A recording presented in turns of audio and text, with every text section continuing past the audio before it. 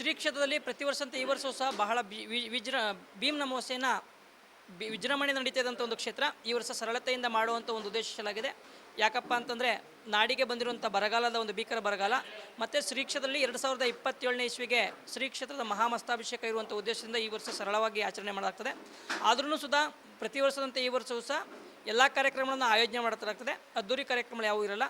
ಆದರೆ ಬಂದಂಥ ಭಕ್ತಾದಿಗಳಿಗೆ ಪ್ರಥಮವಾಗಿ ಈ ವರ್ಷ ಬಾದಾಮಿ ಹಾಲು ಕೊಡುವ ವ್ಯವಸ್ಥೆ ಮಾಡಲಾಗಿದೆ. ಮತ್ತು ವರ್ಷದಲ್ಲಿ ಒಂದು ದಿನ ಮೂರ್ತಿ ತೆಗೆಯುವಂಥದ್ದು ಈ ಶ್ರೀ ಕ್ಷೇತ್ರದ ಒಂದು ವಾಡಿಕೆ. ಆ ಮೂರ್ತಿಯನ್ನು ಪ್ರತಿಯೊಬ್ಬರ ಭಕ್ತಾದಿಗಳಿಗೆ ಯಾವುದೇ ಜಾತಿ ಧರ್ಮವಿಲ್ಲದೇ ಮುಕ್ತವಾಗಿ ಅಭಿಷೇಕ ಮಾಡಲಿಕ್ಕೆ, ದರ್ಶನ ಮಾಡಲಿಕ್ಕೆ ವ್ಯವಸ್ಥೆ ಇರ್ತದೆ.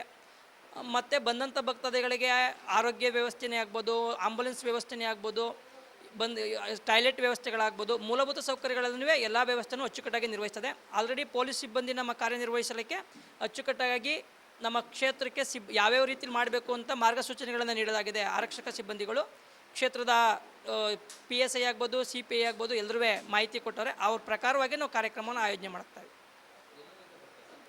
ಶ್ರೀ ಕ್ಷೇತ್ರಕ್ಕೆ ಎಲ್ರಿಗೂ ಗೊತ್ತಿರುವಂಥ ವಿಚಾರ, ಕರ್ನಾಟಕದ ರಾಜ್ಯದ ಮೂಲೆಗಳಿಂದ ಬರುವಂಥದ್ದು, ಹೊರ ರಾಜ್ಯಗಳಿಂದ ಬರುವಂಥದ್ದು, ಹೊರ ದೇಶಗಳಿಂದ ಬರುವಂಥ ವ್ಯವಸ್ಥೆ ಐತೆ. ಈಗ ಊಟದ ದಾಸೋಹದ ವ್ಯವಸ್ಥೆ ಆಗ್ಬೋದು, ಮತ್ತು ಮೂಲಭೂತ ಸೌಕರ್ಯಗಳು ಎಲ್ಲ ವ್ಯವಸ್ಥೆನೂ ರೆಡಿ ಐತೆ. ಆಲ್ರೆಡಿ ಎಲ್ಲ ಚಾಲ್ತಿಲೈತೆ. ಮತ್ತು ಹೊಸ್ದಾಗಿನ್ನೂ ಈ ವರ್ಷ ಬಾದಾಮಿ ಹಾಲಿನ ವ್ಯವಸ್ಥೆ ಮತ್ತು ಚಾಕ್ಲೇಟ್ ವ್ಯವಸ್ಥೆ ಮಾಡಲಾಗಿದೆ. VIP ಯಾರು ಬರ್ತಾರೆ ಅಂತ ಗೊತ್ತಿಲ್ಲ. ರಾಜ್ಯ ಮಟ್ಟದಿಂದ ಎಲ್ಲ VIP ಬರುವಂಥ ಅಧಿಕಾರಿಗಳವರೆಗೆ ಆಗ್ಬೋದು ಬರುವಂಥ ವ್ಯವಸ್ಥೆ ಐತೆ. ಬಂದಾದ್ಮೇಲೆ ನಮ್ಗೆ ಇನ್ನೂ ಯಾರ್ದು ಪ್ರೋಟೋಕಾಲ್ ಬಂದಿಲ್ಲ. ಪ್ರೋಟೋಕಾಲ್ ಬಂದಾದ್ಮೇಲೆ ಗೊತ್ತಾಗ್ತದೆ. 2027ಕ್ಕೆ ಮಹಾಮಸ್ತಾಭಿಷೇಕ ಇದೆ.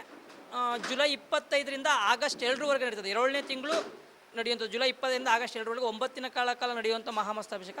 ಅದು ಬಹಳ ರಾಜ್ಯ ಮಟ್ಟದ, ಇಡೀ ನಮ್ಮ ಭಾರತ ದೇಶದ ಒಂದು ದೊಡ್ಡ ಮಟ್ಟದಲ್ಲಿ ಮಾಡಬೇಕು ಅಂತ ನಮ್ಮದೊಂದು ಸಂಕಲ್ಪ ಇಟ್ಟಿವ್ನಿ.